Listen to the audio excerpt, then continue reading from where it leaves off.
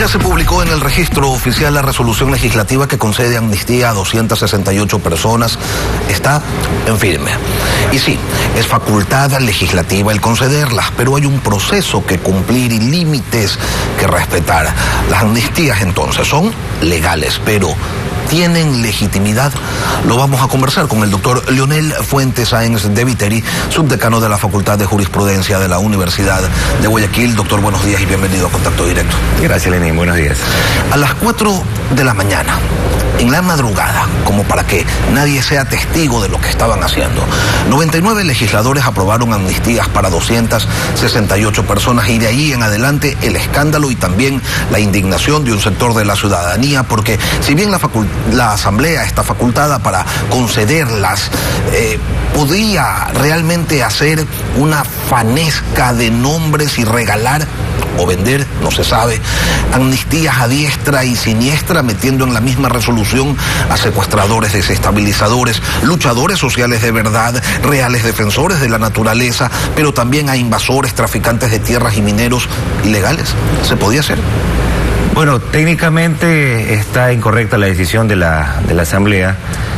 Sin duda alguna, la Asamblea se ha extralimitado en sus facultades constitucionales y legales, pero eso tendrá que decirlo la Corte Constitucional finalmente, porque el ente como ente está capacitado, está diseñado para otorgar las amnistías, de tal forma de que se ha cumplido, por ejemplo, con el procedimiento determinado en la Constitución, en la ley, y hace que la resolución, hasta el momento, ¿no? Porque no soy yo ni es usted para determinar si esto es inconstitucional.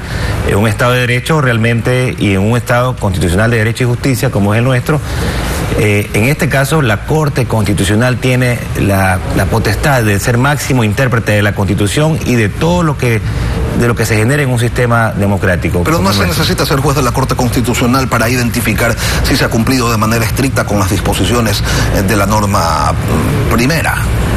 Bueno, sí y no.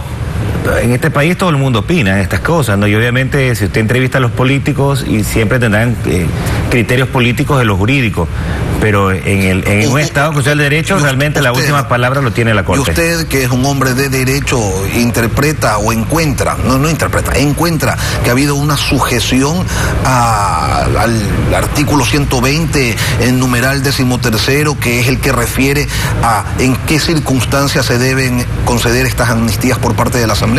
Bueno, yo pienso que la Asamblea cumplió con el procedimiento.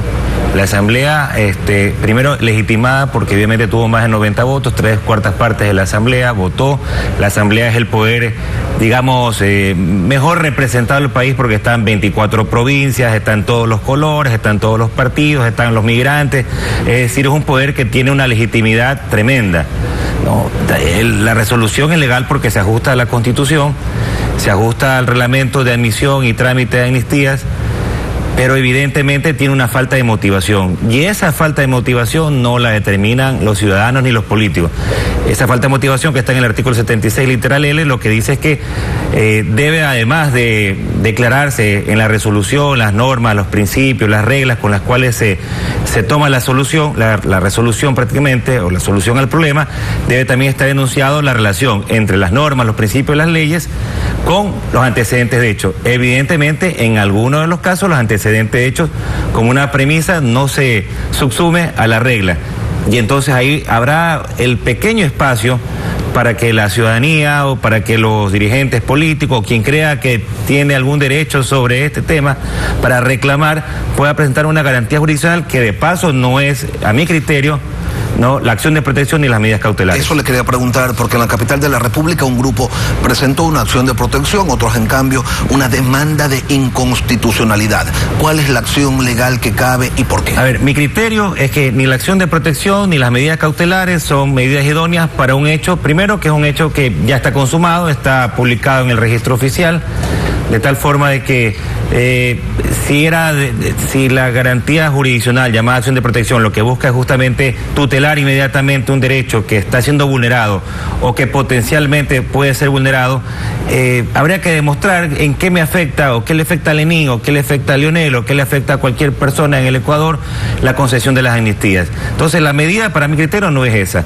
Tal vez están utilizándolo este tema de manera política porque evidentemente todo está en el escenario político y evidentemente va a haber elecciones y todas estas cosas. Mi criterio personal es que podría plantearse, bueno, y si de hecho ya lo han hecho, la acción de inconstitucionalidad, que tiene mayor asidero porque se denota una falta de motivación jurídica y evidentemente existe una garantía de la motivación que está consagrada además de la Constitución, artículo 76, literal L, en sentencia de la Corte, que obligan a todo ente de potestad jurisdiccional y además también a las funciones del Estado a cumplir con una mínima motivación que garantice una seguridad jurídica y que garantice los máximos axiomas de un Estado de Derecho. El problema para quienes buscan tumbarse estas amnistías es que la Corte Constitucional camina lento. Bueno, es que también es una corte integrada por 9 jueces que tiene más de 9.000 casos anuales y tiene que resolver todo en un orden cronológico, ¿no? Entonces, obviamente, hay otros temas que también ya están metiéndose en la Corte y seguramente la Corte tendrá que ponderar si le da una mayor importancia a este hecho porque lo presenta un político o un grupo o alguien en general, versus todas las causas que están represadas, versus todas las necesidades, todas las acciones de extraordinarias de protección, de inconstitucionalidad que están previamente presentadas. Entonces no es tan sencillo. Yo avisoro que podría demorar un buen tiempo y ese buen tiempo seguramente se bajen las aguas, refresque un poco el tema y es probable que se olvide la gente. La gente tiene memoria muy corta de eso. El problema, el presidente de la República, refiriéndose a estas amnistías que la Asamblea, ha dicho que la Asamblea está haciendo todo para llevar a la ciudadanía al hartazgo. Desde la academia, doctor, ¿cómo leen ustedes el desempeño del legislativo cuando ya mismo se cumple un año de una cuando menos polémica gestión, mejor digamos deplorable gestión, triste gestión? A ver, la función legislativa no ha cambiado mucho, ¿no? No es que realmente esta es la peor ni la mejor. Yo creo que la historia constitucional del Ecuador, la historia legislativa desde el inicio de la República ha sido justamente la de estos avatares, de estas lógicas de un Estado democrático, pero que siempre ha vivido al son, digamos, de estas grandes mayorías y de estos cambios tan vertiginosos que se dan en la política ecuatoriana.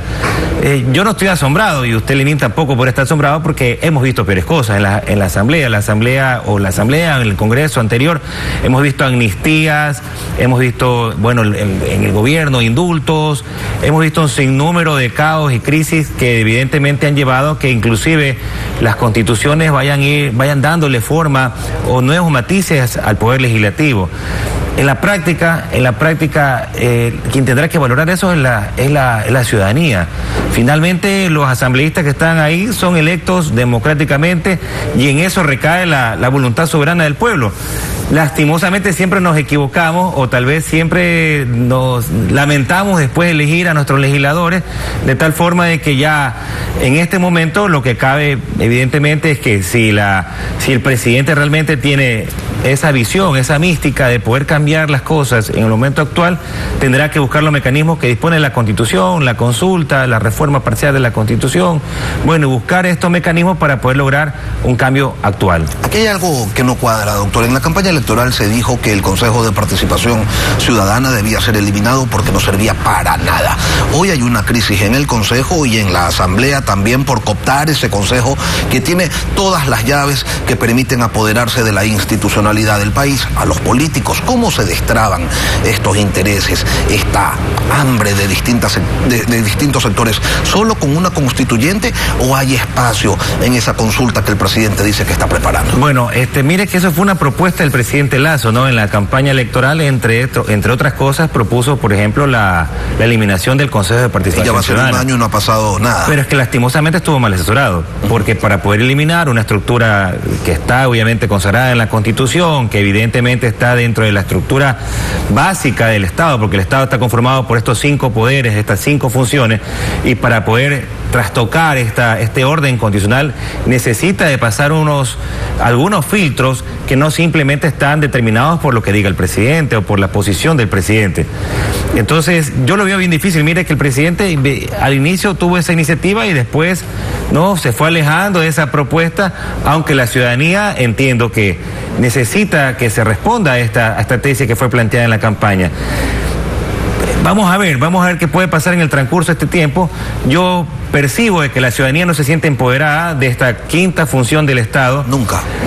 No creo que fue tan socializada y creo que es desconocida inclusive por la gran mayoría de la población, que no entiende que esta función está integrada, por ejemplo, por el Consejo de Participación Ciudadana, que se encuentra en una posición crítica en la actualidad, porque está integrada por suplentes, por subrogantes, está integrada por entes que denotan obviamente una intromisión de la política, y el nacimiento de este organismo justamente era para buscar lo contrario, era para legitimar las decisiones del Estado en función de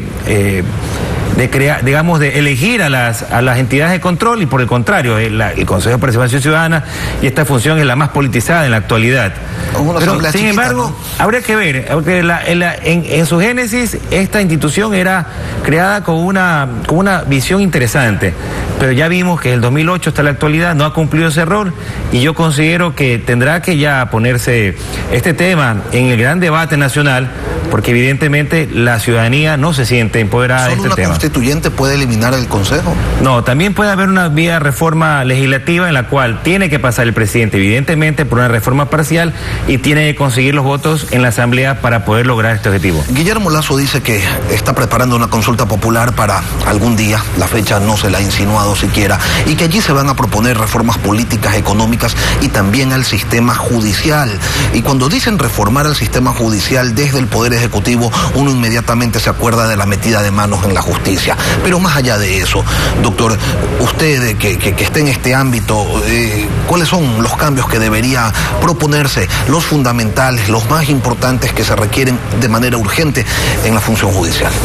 Bueno, primero hay que definir el rol del Consejo de la Judicatura, ¿no? El Consejo de la Judicatura también se ha tornado en un ente que es parte de un botín de los gobiernos. Es claro que en una época determinada este Consejo de la Judicatura estaba de una u otra manera configurado por representantes de un gobierno.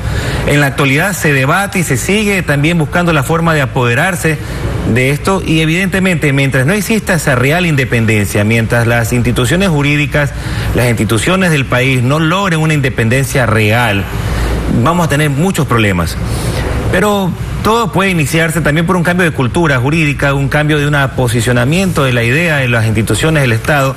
La corrupción y todos estos elementos hacen que evidentemente la ciudadanía no se sienta asqueada en muchas ocasiones cuando pasan estas cosas, porque son evidentemente instituciones que tienen un rol tal vez que no influye directamente, por ejemplo, en los temas socioeconómicos de la ciudadanía, y entonces no se sienta de pronto como un problema. Pero evidentemente el Estado se está llevando y se está desgranando de tal forma que la institucionalidad de un Estado en el siglo XXI no garantiza la seguridad jurídica. Evidentemente nosotros, o los ciudadanos en general, que tenemos alguna visión crítica de los problemas, sabemos que si seguimos así, lastimosamente el Estado caerá en una situación fallida, y evidentemente tendremos que sufrir las consecuencias. Doctor Leonel Fuentes Sáenz de Viteri, subdecano de la Facultad de Jurisprudencia de la Universidad de Guayaquil, gracias por acompañarnos hoy aquí en Contacto Directo.